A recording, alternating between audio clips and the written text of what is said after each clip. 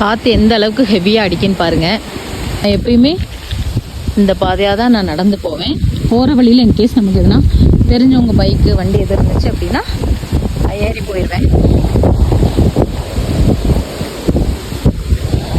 நான் ஒரு டைம் இந்த பாதையாக நடந்து போயிட்டுருக்கும்போது அதோ ஒரு மரம் தெரியுது பாருங்கள். அந்த மரத்தில் வந்து மந்தி உட்காந்துருந்துச்சு. தேலை வந்த பாருங்க, யாருமே இல்லை, இதே மாதிரி தான் இருந்துச்சு. அந்த மந்தி அங்கே உட்காந்துட்டு என்னையை பார்த்து ஊடு சவுண்டு விட்டுச்சு. எனக்கு பயம். மந்தி வந்து நம்மளை தூக்கிட்டு போயிடும் அப்படின்னு சொல்லுவாங்கல்ல, எனக்கு சரியான பயம். மேலே அந்த கேட்டில் இருந்து கீழே போகிற வரைக்கும், அந்த டேர்னிங் போகிற வரைக்கும் நமக்கு கொஞ்சம் பயமாக தான் இருக்கும். இருந்தாலும் கடன்னு இந்த கேப்பில் மட்டும் நான் ஸ்பீடாக நடந்து போயிடுவேன். மேலேருந்து ஸ்லோவாக இருந்தால் கூட இதில் கொஞ்சம் ஸ்பீடாக போயிடுவேன். ஆள் நடமாட்டம் இல்லையா, அதனால் மந்தி சவுண்டு விட்டுக்கிட்டே இருந்துச்சு. நான் திரும்பி கூட பார்க்க. உங்களுக்கு யானை கிராஸ் பண்ணுற பாதையை காமிக்கும் பாருங்க. இந்த இருக்குது பார்த்தீங்களா பாதை, இது வழியாக தான் யானை வரும். இந்த ரோட்டு வழியாக ஏறி இப்படி கூடி தான் யானை போகும். இது யானை போகிற பாதை. போகிற வழியில் ஒருத்தரும் காணும்.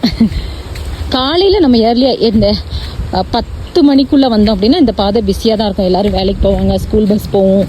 அப்படின்னால பைக்கு, காரு, ஜீப்பு அப்படின்னு போய்கிட்டே இருக்கும். அதுக்கப்புறம்னா ஈவினிங் தான் பிஸியாக இருக்கும். ஈவினிங் ஆஃப்டர் 4 மணிக்கு அப்புறம் ஸ்கூல் பஸ் வர ஆரம்பிச்சிடும். வேலை முடிஞ்சு போவாங்க, எல்லாம் கடையெல்லாம் க்ளோஸ் பண்ணிட்டு வருவாங்க. ஸோ அது ஒரு 6:30 வரைக்கும், 7 மணி வரைக்கும் இந்த ரோடு கொஞ்சம் பிஸியாக, 7 கூட சொல்ல முடியாது, 6:30 வரைக்கும் பிஸியாக இருக்கும்.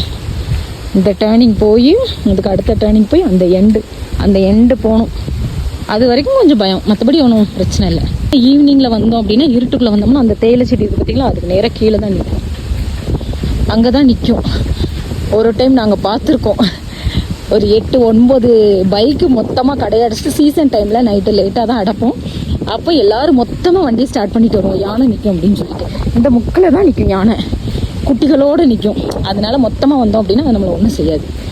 அதே மாதிரி இந்த பாதையாக போனோம்னா யானையை பார்க்கலாம். யானை இதுக்குள்ளே காட்டுக்குள்ளே தான் நிற்கும். புலி வந்து ஒரு 2-3 டைம் வந்து பார்த்துருக்கோம், நானும் ஹஸ்பண்டும் பார்த்துருக்கோம். இந்த ஓரமாக விறகு பறக்கிட்டு இருக்கும்போதெல்லாம் பார்க்குறதுக்கு பூனைக்குட்டியிலேருந்து கொஞ்சம் பெரிய சைஸாக இருக்கும். அது வந்து சிறுத்தை புலி சொல்லுவாங்கள்ல, அது வந்து இங்கே இருக்குது. ஆனால் யாரையும் இது வரைக்கும் தொல்லை பண்ணது கிடையாது. இதுவும் யானை பாதை தான்.